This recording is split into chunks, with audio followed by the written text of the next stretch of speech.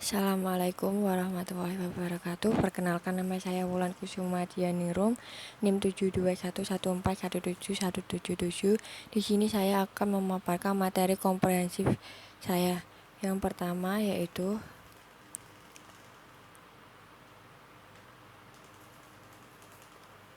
tentang perbedaan akuntansi dengan akuntansi keuangan. Akuntansi itu sendiri yaitu ilmu atau seni pencatatan, penggolongan, pengikhtiaran, serta pelaporan dan analisis seluruh transaksi keuangan dalam suatu perusahaan. Yang kedua yaitu akuntansi keuangan, penyajian informasi posisi keuangan dan perubahan posisi keuangan untuk pihak internal dan eksternal perusahaan guna untuk pengambilan keputusan dalam suatu periode akuntansi.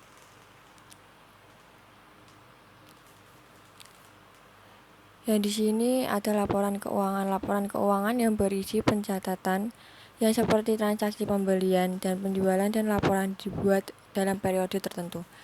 Yang pertama yaitu ada laporan laba rugi ikhtisar yang berisi pendapatan dan beban perusahaan dalam suatu periode akuntansi. Yang kedua, pelaporan perusahaan modal dan ekuitas ikhtisar yang berisi laporan perusahaan modal pemilik suatu perusahaan dalam suatu akhir periode akuntansi. Yang ketiga yaitu narasa dalam daftar aktif yang berisi aktiva, pasiva, dan modal suatu perusahaan pada akhir tanggal periode akuntansi.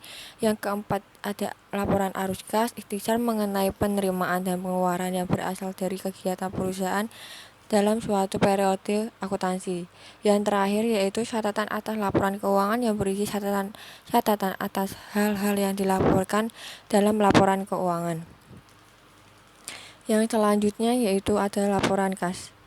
Laporan arus kas merupakan laporan yang menyajikan informasi tentang arus kas masuk dan keluar dan serta kas entitas untuk suatu periode tertentu. Tujuannya untuk laporan arus kas untuk menyajikan informasi tentang perubahan arus kas dan setara kas entitas selama periode yang diklasifikasikan berdasarkan aktivitas operasi, investasi, dan pendanaan. Klasifikasi menurut PSAK 2 Revisi 2009. Laporan arus kas 3 klasifikasi dalam arus kas yaitu sebagai berikut. Yang pertama, sebagai aktivitas operasional sendiri yaitu pendapatan entitas dan aktivitas yang bukan merupakan aktivitas investasi dan pendanaan. Yang kedua, yaitu aktivitas investasi yang berupa perolehan dan pelepasan aset jangka panjang serta investasi lain yang tidak termasuk setara dengan kas. Yang ketiga yaitu aktivitas pendanaan yang merupakan arus kas dari transaksi yang mempengaruhi ekuitas dan utang. Yang selanjutnya yaitu arus kas dari aktivitas operasi. Terdapat dua metode. Yang pertama yaitu metode langsung. Ini bersumber penerimaan dan pengeluaran kas dari aktivitas operasi langsung diungkapkan dalam laporan arus kas dan menghasilkan informasi yang berguna menyajikan kelompok utama penerimaan kas bruto dan pembayaran kas bruto. Penyusunan dilakukan berdasarkan pada bukti kas atau bank. Yang kedua yaitu metode tidak langsung. Penyesuaian laba rugi berisi dari pengaruh perubahan pos aktiva dan pos lain yang berkaitan dengan arus investasi dan pendanaan. Penyusunan dilakukan berdasarkan laporan laba rugi atau neraca. Yang selanjutnya yaitu penyusutan. Penyusutan alokasi jumlah suatu yang dapat diusutkan sepanjang masa manfaat yang berestimasi. PSAK 17. Penyusutan perlu dilakukan karena manfaat yang diberikan dan nilai aset tersebut semakin berguna. Karakteristik dari aset yang dapat diusutkan itu sendiri yaitu yang pertama, digunakan dalam pihak usaha, dan yang kedua, nilai menurun secara bertahap. Yang ketiga, aset berwujud dan aset tidak berwujud. Yang keempat, pihak yang berhak melakukan penyusutan. Yang kelima, saat dilakukan penyusutan. Yang keenam, yang terakhir yaitu dasar untuk melakukan penyusutan. Persamaan dari akuntansi komersial dan akuntansi fiskal itu tersendiri yaitu satu, aset atau harta yang memberikan manfaat lebih dari satu periode tidak boleh langsung dibebankan pada tahun pengeluaran, tetapi harus dikapitalisasi dan diusutkan sesuai dengan masa manfaatnya. Yang kedua, aset atau harta yang dapat diwujudkan adalah aset yang baik bangunan maupun bukan bangunan. Yang ketiga, tanah pada prinsipnya tidak diwujudkan kecuali jika tanah tersebut memiliki masa manfaat yang terbatas. Yang selanjutnya yaitu perbedaan antara akuntansi komersial dan akuntansi fiskal. Pada masa manfaat tersendiri terdapat perbedaan. Yang pertama, masa manfaat aset berdasarkan taksiran umur ekonomis maupun umur teknis ditelaah ulang secara periodik.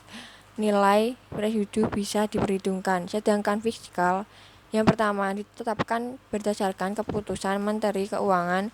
Yang kedua, nilai residu tidak diperhitungkan. Yang selanjutnya ada harga perolehan. Akuntansi komersial itu diberikan sebagai untuk pembelian menggunakan harga sesungguhnya. Yang kedua, untuk pertukaran aset tidak sejenis menggunakan harga wajar. Yang ketiga, untuk pertukaran jenis berdasarkan nilai buku atau aset yang lepas. Yang keempat, aset sumbangan berdasarkan harga pasar. Pada akuntansi fiskal itu dibedakan dari harga perolehan. Satu, untuk transaksi yang tidak mempunyai hubungan berdasarkan harga yang sesungguhnya. Yang kedua, untuk transaksi yang mempunyai hubungan istimewa berdasarkan harga pasar. Yang ketiga, untuk transaksi tukar menukar berdasarkan harga pasar. Yang keempat, jika direvaluasi adalah nilai setelah revaluasi. Yang selanjutnya ada metode penyusutan. Yang pertama, garis lurus. Yang kedua, jumlah angka tahun. Yang ketiga, saldo menurun berganda. Yang keempat, metode jam jasa. Yang kelima, unit produksi. Yang keenam, anuitas. Yang ketujuh, sistem persediaan. Akuntansi fiskal tersendiri metode penyusutannya yaitu untuk aset tetap bangunan adalah garis lurus. Untuk aset tetap bukan bangunan wajib pajak bisa memilih menggunakan garis lurus atau saldo menurun. Selanjutnya ada sistem penyusutan. Akuntansi komersial, yang pertama penyusutan individual, yang kedua penyusutan gabungan atau kelompok. Sedangkan akuntansi fiskal, sistem penyusutannya menggunakan serta secara individual kecuali untuk peralatan kecil boleh secara golongan. Yang terakhir yaitu saat dimulai penyusutan. Yang akuntansi komersial, yang pertama saat perolehan, yang kedua saat penyelesaian. Yang akuntansi fiskal, satu saat perolehan, yang kedua dengan izin Menteri Keuangan dapat dilakukan pada tahun penyesuaian atau tahun mulai menghasilkan. Yang selanjutnya ada metode pencatatan persediaan barang dagang. Yang pertama yaitu pencatatan persediaan barang dagang itu sendiri dilakukan dengan dua metode, yaitu metode fisik dan metode perpetual. Metode fisik tersendiri yaitu dagangan tidak dapat menggambarkan mutasi persediaan barang dagangan karena rekening persediaan yang telah ditetapkan sekali dalam sebulan atau sekali dalam satu triwulan atau sekali dalam satu semester atau sekali dalam setahun. Sedangkan metode perpetual, persediaan barang dagangan secara terus-menerus siap terjadi setiap pembelian maupun penjualan barang dagangan. Yang di sini juga ada transaksi. Yang transaksi sendiri ada dua, transaksi pembayaran beban penerimaan pendapatan yang telah dilakukan secara umum, ekonomis, beban atau pendapatan tersebut belum merupakan beban atau pendapatan pada periode yang bersangkutan. Yang kedua, beban yang telah dibayar maupun secara ekonomis belum merupakan beban atau pendapatan yang telah diterima walaupun secara belum merupakan pendapatan. Dan selanjutnya saya akan menjelaskan tentang jurnal penyesuaian. Yang di sini jurnal penyesuaian sewa dibayar di muka, beban sewa dibayar di muka. Yang di sini menggunakan dua metode. Yang pertama metode harta atau neraca, yang kedua metode beban atau laba rugi. Yang pertama saat pembayaran sewa dibayar jurnal umumnya sewa dibayar di muka kas. Pada metode beban sewa debit, kas kredit. Jurnal penyesuaian beban sewa debit, sewa dibayar di muka kredit. Jurnal penyesuaian sewa dibayar di muka debit, kreditnya beban sewa. Pada metode harta, jurnal penutupnya debit ikhtiar laba rugi, kredit beban sewa. Pada metode beban atau laba rugi, jurnal penutupnya ikhtiar laba rugi, beban sewa kredit. Pada metode harta atau neraca, jumlah pembaliknya tidak ada, sedangkan metode beban atau laba rugi, jumlah pembaliknya beban sewa debit, sewa dibayar di muka. Cara menghitung jumlah penyesuaian yaitu jumlah yang sudah terpakai dibagi selama 1 tahun, sedangkan 1 tahun ada 12 bulan. Contohnya sebagai telah dipakai 6 bulan, jadi 6/12 dikalikan sewa yang akan dibayarkan. Sedangkan jumlah penyesuaian pada metode beban yaitu perhitungannya yang belum dipakai selama 1 tahun, seperti tadi yang sudah terpakai 6 bulan, jadi yang belum terpakai 6 bulan.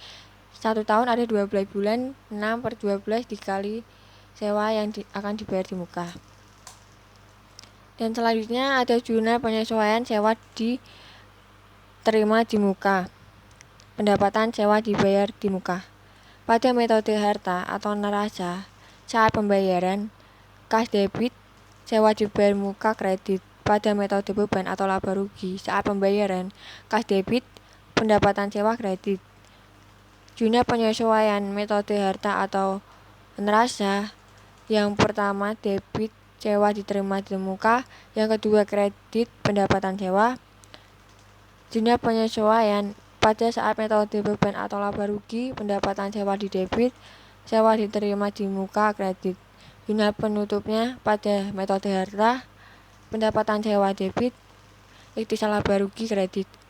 Pada saat metode beban atau laba rugi, jumlah penutupnya seperti pendapatan sewa debit, ikhtisar laba rugi, kredit. Jumlah pembalik pada metode harta atau neraca tidak ada karena tidak ada jumlah terbalik, karena sudah habis pada saat yang sudah habis pada saat digunakan. Metode beban atau laba rugi, jumlah pembaliknya sewa diterima di muka, pendapatan sewa di kredit.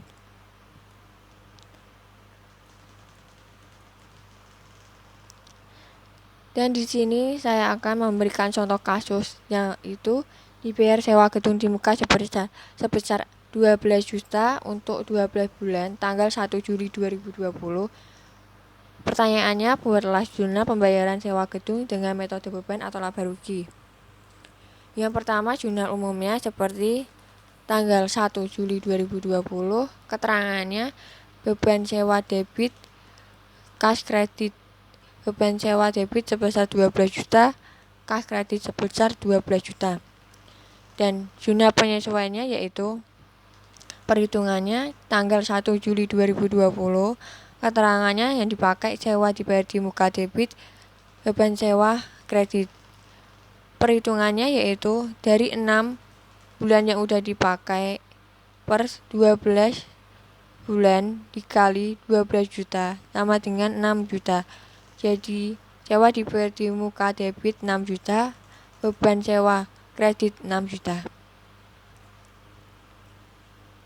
Sekian dan terima kasih pemaparan komprehensif yang saya paparkan. Assalamualaikum warahmatullahi wabarakatuh.